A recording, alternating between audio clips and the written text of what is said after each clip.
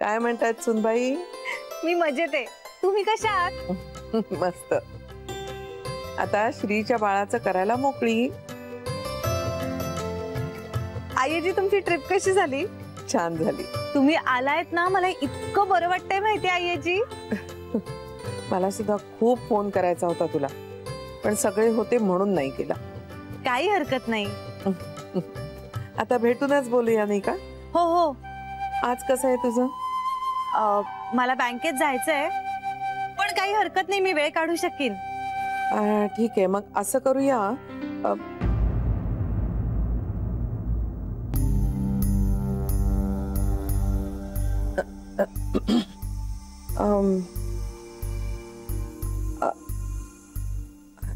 एक मिनिट, हा एक मिनिट.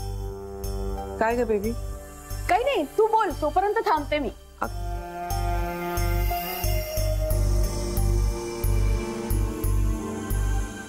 आईजी, बेबी आत्या आल्यात का? हो. बरं बरं, मग मी नंतर फोन करू? ठीक आहे, मीच करते थोड्या वेळाने. चालेल. नीट काळजी घे.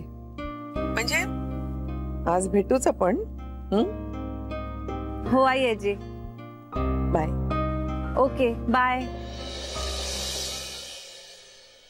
कोण होत? मैत्रीण. कोण मैत्रीण?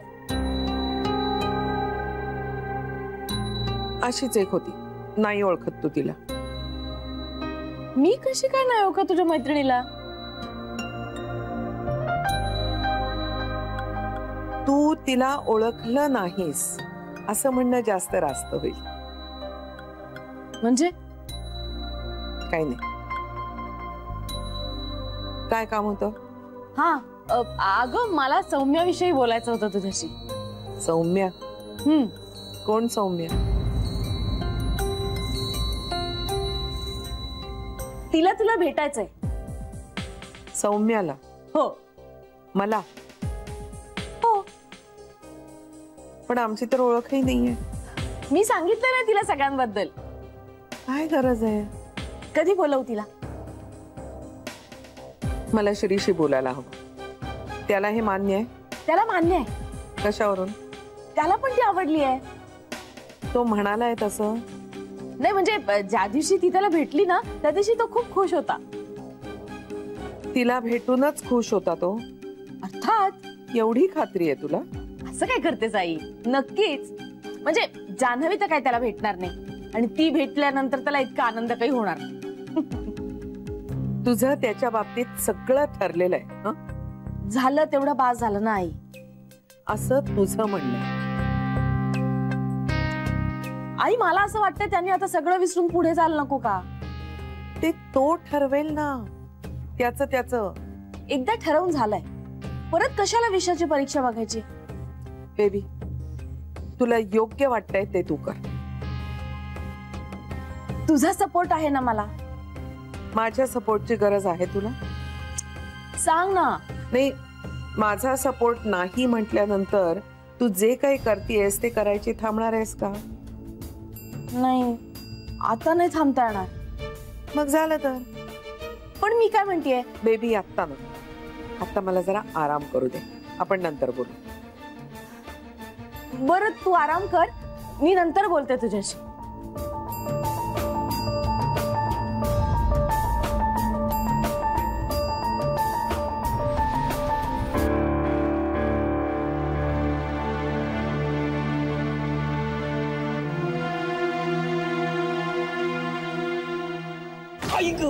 अहो काय झालं? अहो काय तुमच्या पाया पडू का? उगीचच कशाला धडपड करताय पण तुम्ही? एक तर आपला आधी पाय अडतोय, केवढं रक्त जातंय बघा, जरा दाबून धरते मी. मला हात लावू नकोस. काय हात लावू नको म्हणून सांगताय? हळद दाबते, रक्त केवढं वाहतंय बघा तुम्ही. रक्तच काय, माझा जीव वाहून गेला तरी चालेल, पण तू हात लावू नकोस.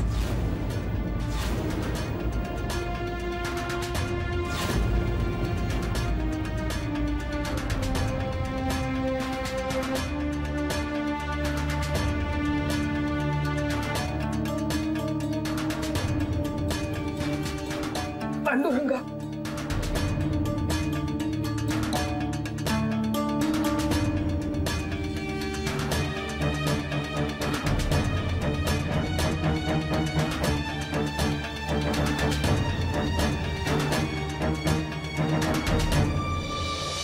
आजी व्हायची स्वप्न बघत होतो आम्ही. आणि हे बघा काय होऊन बसलं ते.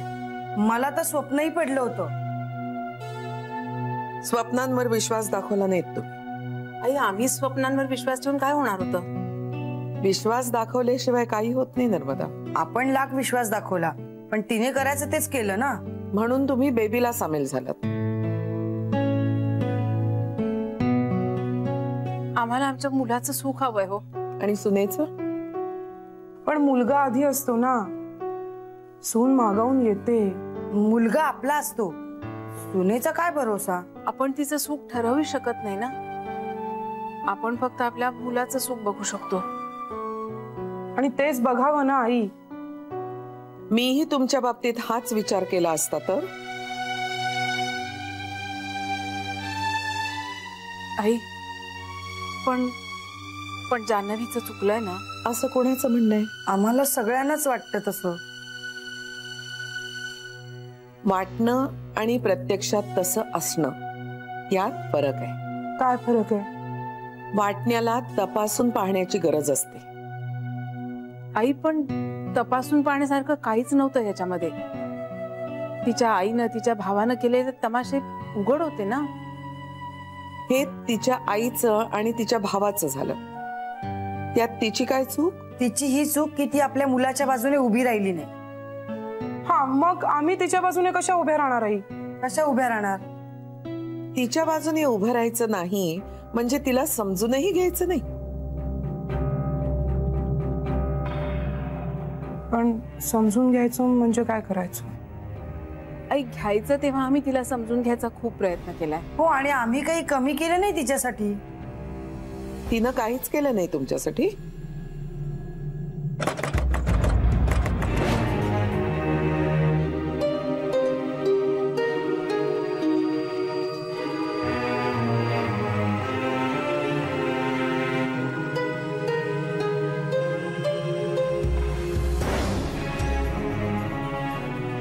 ऐक ना, ह्यांना ना मायग्रेनचा अटॅक आला होता.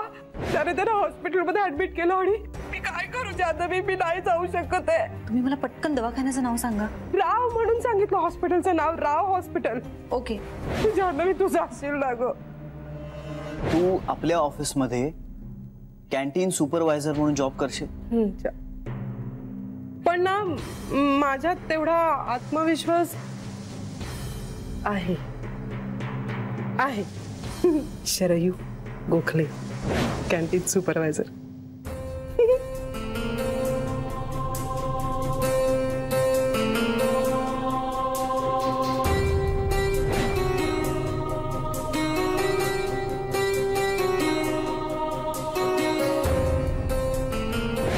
खरं सांगू जान्हवी, अवघडल्यासारखं होतंय खूप. म्हणजे इतक्या वर्षांनी हे असे अचानक अनोळखी असल्यासारखे वाटतात. पण आई प्रयत्नही तुम्हालाच करायला लागतील ना. तुमच्या नात्यातला ब्रिज तुम्हालाच बांधावा लागेल. आणि तुम्ही जर असं अंतर ठेवलं तर ते कसे काय कम्फर्टेबल होतील.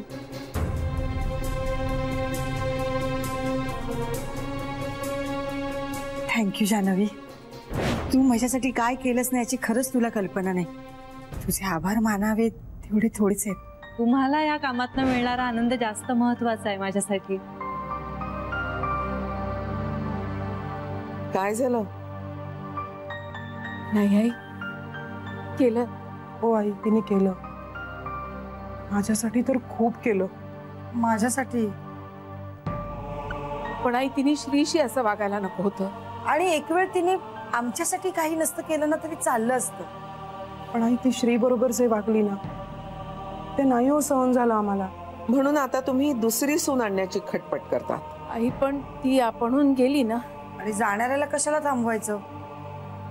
बरं आई, तिला यायचं असतं परत तर ती आली असती की स्वतःहून. तिनं परत यावं म्हणून तुमची काहीच जबाबदारी नाही का? आई जो जातो त्याला आपण कसं परत आणणार? आणि आम्ही काही तिला जा म्हणालो नव्हतो. आई तिची तीच गेली. बरं तिने काही कॉन्टॅक्ट ठेवला नाही. आणि तिच्या आईने तर काय काय तमाशे केले. नुसता डिव्होर्स मागून थांबली नाही तर पोटगीही मागितली. हो आई. ते आहेच, पण आई आम्ही तिला परत कसं आणणार जर तिला यायचंच नसेल तर? तिला यायचं नाही हे कोणी सांगितलं तुम्हाला? तिचं वागणंच तसं होतं ना. तुमच्या मुलाचं सुख तुम्हाला हवंय, हो म्हणून तर बेबीचं पटलं आम्हाला. मग जान्हवीला परत आणण्यासाठी तुम्ही. पण आई, स्वतःच्या सोडून गेलेल्या नवऱ्याला परत कसं आणायचं हे माहित नव्हतं मला. ही तर परक्याची पोर, तिला परत कसं आणणार आम्ही? म्हणून तिच्या जागी दुसरी आणायची. अगं, साधा घरातला मिक्सर बिघडला तर आपण तो दुरुस्त करून परत वापरतो. निर्जीव वस्तूशी आपलं नातं असतं, एकदम आपण टाकत नाही ती वस्तू कधी. हाडामासाच्या माणसाला कसं काय तुम्ही तोडू शकता? तुम्हाला जान्हवी परत यायला हवीये का? मला काय हवंय हे महत्वाचं नाहीये, श्रीला काय हवंय ते आम्हाला माहित आहे. मग झालं तर. आई आई तुम्ही रागावलायत का? कशासाठी? नाही म्हणजे आम्ही जान्हवीच्या बाबतीत फार अनुकूल नाही आहोत म्हणून. तशी वागलीच आहे ती म्हणून. ठीक आहे, तुमचं सगळं ठरलंय ना. तुम्ही म्हणत असाल तर. माझ्या म्हणण्यासाठी म्हणून नको, तुम्हाला ते पटायला हवं तरच त्याला महत्व आहे. आम्हाला वाटतंय की बेबीचा विचार चांगला आहे. म्हणजे काही हरकत नाही ना.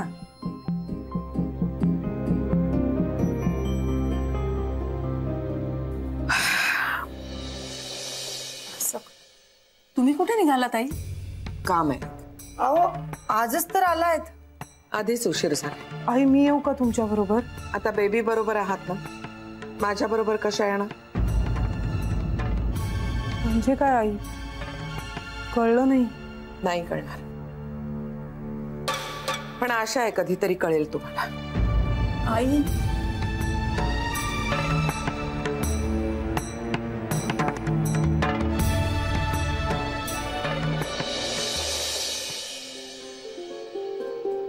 बाबा, आता फक्त जरा 2 दिवस आंघोळ करताना काळजी घ्या, पाणी लागणार नाही याची. हो ग, सांभाळेन मी.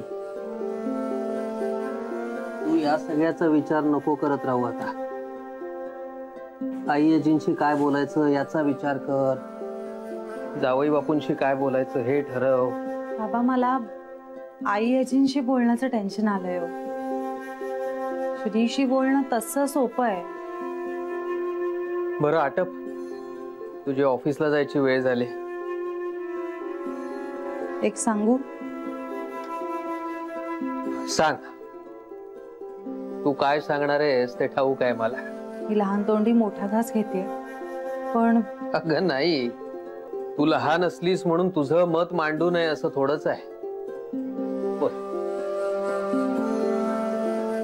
तुम्ही आईशी खूप चुकीचं वागताय बाबा. असेल, पण तसं वागून मला खूप बरं वाटतंय. पण बाबा, तुम्ही असे नाही आहात. तरी मला तिच्याशी तसं वागावं लागतंय. तुम्हीच मला शिकवलत ना सगळ्यांशी चांगलं वागायला. चुकलं माझं. म्हणजे मी तुम्हाला हे शिकवलं की चांगलं वागावं, पण लायकी असलेल्या माणसाशीच चांगलं वागावं हे शिकवायला विसरलो मी. बाबा, आईचा स्वभाव असाच आहे. पण म्हणून तो स्वभाव माझ्या सर्वस्वावर येत असेल ना तर मी नाही सहन करणार. एवढं काही केलेलं नाहीये तुम्ही. तुमचा गैरसमज झाला असेल कदाचित. नाही नाही, उलट माझा गैरसमज दूर झाला. बाबा, श्री माझ्याशी वागला तसं तुम्ही आईशी वागताय. पण तुझी आई म्हणजे तू नाही ना जानू. पण ती तुमची बायको आहे बाबा. एवढी वर्ष निष्ठेने संसार केलाय तिने तुमच्या बरोबर. मान्य आहे ना, पण म्हणून आता उरलेली वर्ष तिच्या बरोबर संसार करायची शिक्षा मी नाही भोगू शकत. बाबा, मला तुमचं नाही पटत आहे. तुम्हाला शिक्षा का वाटायला लागली आता? हे बघ, तू नको यात लक्ष घालू. तुला तुझा संसार आहे तिकडे तू लक्ष दे. असं नाही होत ना बाबा. माझ्यासाठी माझं माहेर कधीच तुटणार नाहीये आणि माझ्या माहेरच्या फ्रेम मधून मी आईला कधीच काढणार नाही. तुम्हाला कितीही नकोशी झाली असली ना ती तरीही.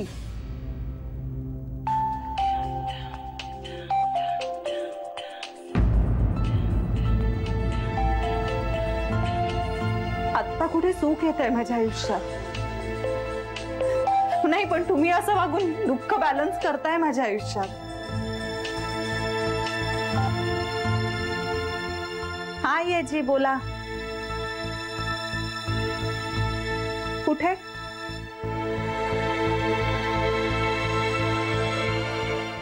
आईना हे सौम्या प्रकरण काही आवडलेलं दिसत नाहीये. अरे देवा, मग आता काय, आपणच विचार बदलूया मला वाटतं. कसला? आपल्या मुलाच्या सुखाचा? नाही ग, पण आईना जर हे मान्य नसेल तर त्यांच्या संमतीशिवाय आपण एक पाऊल सुद्धा पुढे टाकू शकणार नाही. अगं पण म्हणणं तरी काय आईचं? त्यांचं म्हणणं आहे की घरातली एखादी निर्जीव वस्तू दूर लोटताना सुद्धा 4 वेळा विचार करतो. मग सुनेला दूर लोटताना विचार करायला नको? वाटलंच मला. आईचं हे नेहमीच आहे.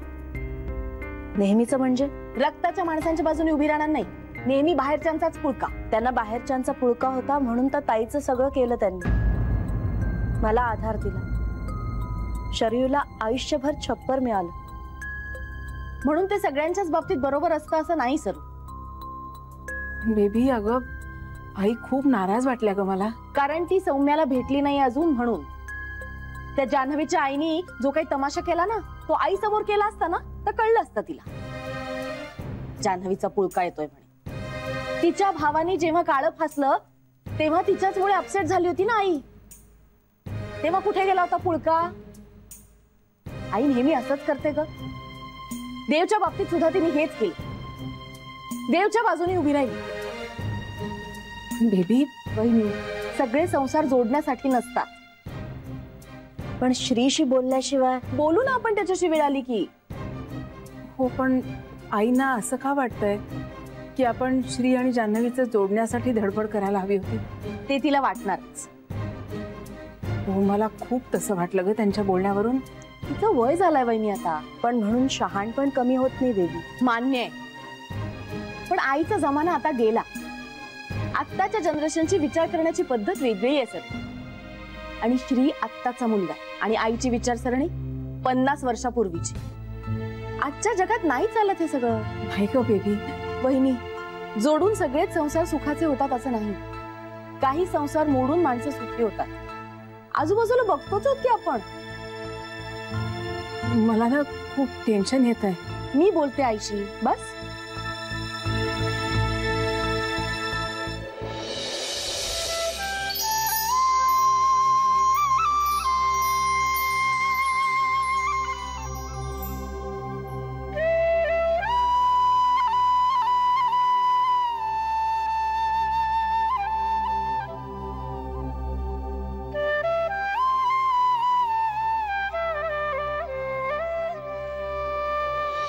अरे मला फार भारी वाटला आज योगा सेंटर मध्ये.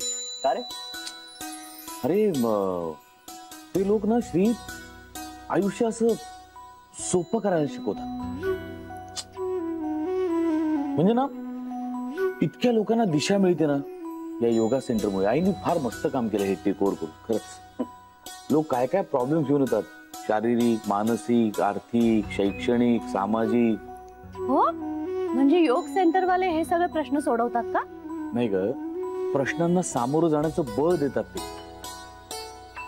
म्हणजे इतके प्रश्न आयुष्यात असताना सुद्धा माणसाने कसं हसतमुख राहायला पाहिजे, आनंदी राहायला पाहिजे ते शिकवतात. अरे वा, छान आहे की मग श्री, मी तर म्हणतो तू सुद्धा जॉईन कर. अरे सध्या वेळ नाही. अरे दिवसातला एखादा तास स्वतः करता काढायला हवा श्री. मान्य आहे मला, पण आता खरंच वेळ नाहीये. ट्राय तर कर. काका, हे असलं ट्राय कर वगैरे काही जमत नाही. म्हणजे आपण एखादी गोष्ट करतो किंवा करत नाही, ट्राय वगैरे करत नाही. करेक्ट करेक्ट, हेच सांगतात तिकडे. म्हणजे आता कसं सांगू तुला सरू. हा, तो मोबाईल ठेवला तिथे, हा तो आता उचलायचा प्रयत्न कर. नाही नाही सरू, ठेव ठेव, उचलू नकोस, फक्त उचलायचा प्रयत्न कर. उचलायचा प्रयत्न करायचं म्हणजे काय करायचं? करेक्ट, हेच आता श्री म्हणाला. किंवा तिकडे सुद्धा ते लोक हेच सांगतात की आपण एकतर एखादी गोष्ट करतो किंवा करत नाही. प्रयत्न वगैरे असं काही नसतंच. वा, हे मस्त आहे. भाऊजी, मी सुद्धा जॉईन करू? अगं कर ना, मी तर घरातल्या सगळ्यांना सांगणार आहे. हो, सांगा. येस. श्री, काय तुझं काय?